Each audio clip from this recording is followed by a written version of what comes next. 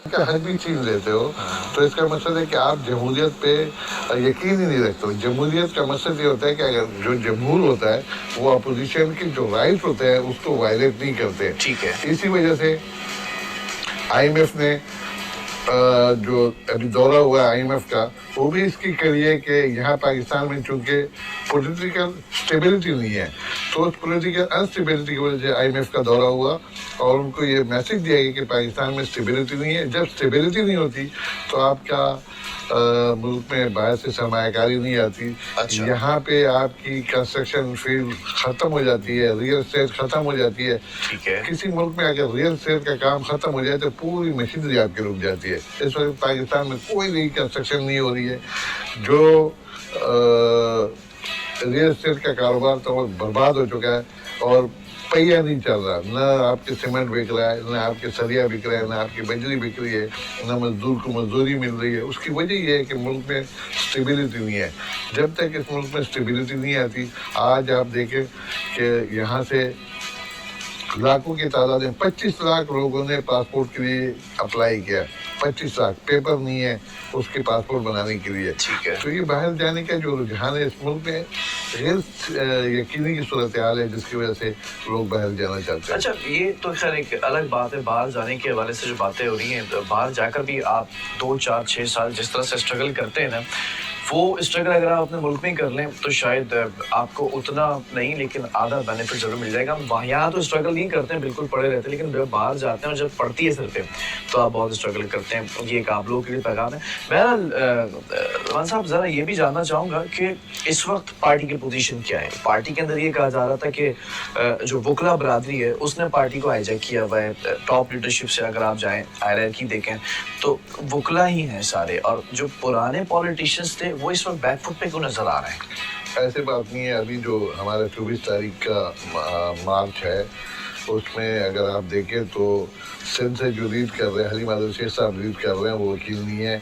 पंजाब से हमाद अजहर लीड कर रहे हैं, वो वकील नहीं है। KPK से गंडापुर साहब लीड कर रहे हैं, वो वकील नहीं है। बलोचिस्तान से तरीन साहब लीड कर रहे हैं, वो वकील नहीं है। ऐसी बात नहीं है, लेकिन हाँ वकीलों का एक रोल रहा है, क्योंकि वकील रूल ऑफ लॉ पे यकीन रखते हैं। तो खान साहब ने जब खान साहब अरेस्ट हुए या उस पर मुकदमात का इशू था, तो एक कैंपेन वकीलों ने रूल ऑफ लॉ की शुरू की थी, जो अभी तक जारी है। मतलब पार्टी के अंदर कोई मसले नहीं है, सब कुछ सेट है, कोई मसला नहीं है, अल्लाह का शुक्र है।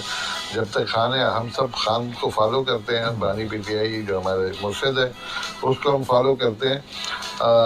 अब वो बीच में जो लीडरशिप थी वो अब आवाम है और खान साहब है। इसके अलावा बीच में कोई बंदा नहीं है। अगर सारे भी निकल जाए तो आवाम खान साहब के साथ करिए। और आपने देखा भी कि खान साहब के कॉल पे पूरा पाकिस्तान निकलता है और इस वजह वो आइकॉन बन चुका है। ठीक है। पाकिस्तानी पॉलिटिक्स का, बल्कि इंटरनेशनल, जब आपने ट्रम्प की बात की, इंटरनेशनल जब ट्रम्प का इलेक्शन हो रहा था उसने मुसलमानों से इस बिहाफ पे वोट दिया था। जो PTI थी उसको सपोर्ट कर रही थी। पहली दफ़ा ऐसा हुआ कि अमेरिकन प्रेसिडेंट पाकिस्तान से उसने मदद देने की अपील की थी। अच्छा असमा, आपका ताल्लुक भी PTI से और साथ साथ आप माहिर कानून भी हैं। मैं ज़रा सा इस पर भी आऊँगा कि ख़वातीन का इस वक्त स्टांस क्या है, कि ख़वातीन PTI की किस तरह से सपोर्टर्स हैं और आपकी अपनी पार्टी के अंदर ख़वातीन का जोश और जज्बा कैसा है?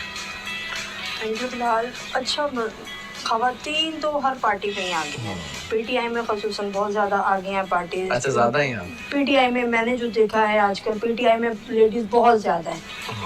अच्छा, वो जो हैं इंटरेस्टेड हैं PTI में अपने लिए कि हमारे आर्टिकल्स, हमारे पास आर्टिकल में भी है कि 1 से 23 तक इंसानी हकूक़ के लिए। अब जब वो इंसानी हकूक़ की तरफ आती हैं तो वो बहुत ज़्यादा इंटरेस्टेड PTI को लाइक कर रही होती हैं कि PTI रूल ऑफ लॉ पर फर्स्ट टाइम ऐसी पार्टी आई है जो रूल ऑफ लॉ पर आई है कि आप अपने हकूक़ के लिए आइए बाहर। तो बहुत सारी लेडीज़ हैं हमारे पास। आप अभी यहाँ पर एहतजाज की कॉल आएगी, वो अपने घर बच्चे सब छोड़ के PTI के जलसे में शरीक हो जाते हैं। अच्छा, 24 नवंबर की तैयारी पूरी की हुई है या 24 नवंबर को सेट बैक होगा? के नहीं, पूरी तैयारी है लेडीज़ की भी। अच्छा, کمپلیٹ لمان صاحب ذرا میں یہ بھی جاننا چاہوں گا کرنے کیا جا رہے ہیں 24 کو؟ پہلے بھی بہت سارے ایسے دھرنے ہوئے, بہت سارے ایسے کال دی, گنڈا پور صاحب پنجاب آ رہے تھے, لاہور آ رہے تھے, پھر اس کے اوپر بہت ساری مسکنسیپشن سامنے آئے کہ وکٹ کے دونوں طرف رہ کر کھیلا جا رہا ہے. یہ سارے میتھ ہیں کیا؟ نہیں ایسی بات نہیں ہے. 24 کو ہمارے جو 3 مطالبات ہے وہ سب کے سامنے ہیں. کیا ہے 26ویں آئین آپ نے امینڈمنٹ کی, اس کو واپس لو. جو ہمارا مینڈیٹ ہے پاکستان تحریک انصاف کا, اس کو واپس کرو. جو سیاسی قیدی آپ نے بے گناہ جیلوں میں ڈالے ان کو رہا کرو. ہمارے یہ مینڈیٹ ہے, ہم کسی بھی مطالبہ ان تینوں کے علاوہ ہمارا کوئی وہ نہیں ہے. ہم ان تینوں پہ کھڑے ہیں. 24 تاریخ کا احتجاج ہمارا ہے پورے پاکستان سے. انشاءاللہ ڈیچو ہم پہنچیں گے, پہلے بھی پہنچے ہیں, اس دفعہ بھی پہنچیں گے. اور ہم آئین کو قانون کو ہاتھ میں نہیں لیں گے. ہمارا احتجاج پرامن ہے اور ہم پرامن احتجاج ہمارا رائٹ ہے. یہ ایک بات بتائیں مجھے, عطا تارڑ صاحب کہتے ہیں کہ سی سی ٹی وی فوٹیجز بھی جاری ہو گئی ہیں, ہمارے پاس موجود ہیں. بہت سارے ایسے سینئر قیادت تھیں جو کہتی تھی کہ فوٹیج اگر ہے تو منظر عام پر لے کر آئیں. وہ تو کہہ رہے ہیں فوٹیجز بھی ہیں, اس پر کیا کہیں گے 9 مئی پہ؟ فوٹیجز میں یہ دیکھا جائے کہ وہ لوگ کون تھے. سب کو پتہ ہے وہ لوگ کون تھے, کیونکہ جو ہماری جو قیادت تھی یاسمین راشد اس وقت پنجاب کی پریزیڈنٹ تھی, آج تو جیل میں. اس کے باقاعدہ ویڈیو موجود ہے کہ وہ لوگوں کو یہ بول رہی کہ آپ نے کور کمانڈر ہاؤس میں نہیں جانا ہے. اچھا. اس کے باوجود بھی کچھ لوگ اشارے کر رہے ہیں کہ آپ اندر جائیں. ہم یہ کہتے ہیں کہ یہ جو لوگ ہیں ان کو کیفر کردار تک آپ پہنچائیں. یہ کون لوگ تھے جو ہماری قیادت کی بات نہیں مان رہے تھے, اس کے باوجود بھی وہ کور کمانڈر ہاؤس کے اندر گئے. دوسری بات یہ ہے کہ میں ایک چیز بلال آپ سے کہنا چاہتا ہوں کہ آج ہم احتجاج کے لیے نکلتے ہیں تو ہم ایک ٹول پلازا کراس نہیں کر پاتے. اچھا. اتنی پولیس کھڑی ہو جاتی ہے. پچھلی دفعہ آپ نے دیکھا ہوگا ہمارے کراچی کے پریزیڈنٹ راجہ ادر کو جس بہیمانہ تشدد کا نشانہ بنایا گیا. سب میری چینل پہ وہ آیا ہوا ہے, اس کی فوٹیجز موجود ہے. تو میں یہ سوال ان اداروں سے کہنا چاہتا ہوں کہ ایک آرمی کا corps commander house safe place ہوتا ہے, وہاں پہ لوگ کیسے پہنچے؟ سوالات بہت ہے.